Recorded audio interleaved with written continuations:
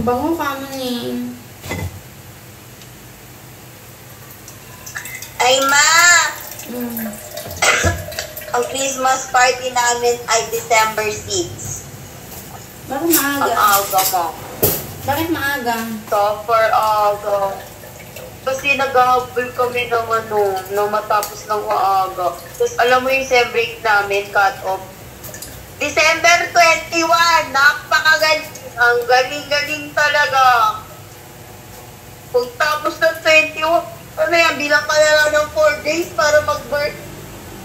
Hindi! Talaga naman! Aboy. Kailan uli ang pasok? Wala akong panahon para mag-picture, maggala para magpa-picture, mag-set ng mga kasi Diyos ko, ang daming ganap sa December.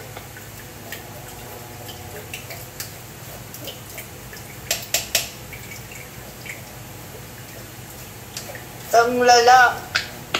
Kasi November 18 to 22 PETA Week. November 26 pala holiday. November 27 to 29 long test. December 3 to 5 periodical test. December 6 Christmas part. December 9 at 13 bench practice and competition. December 16 to 19 intrams. December 20, Pasko mo kabahag. Tapos December 21, sem break. January 6, resume ng klase. Ang galing ng ma. May babayaran sa school, which is 200 para sa venture ng costume namin. Pero di naman 200 agad. 100 lang kada week.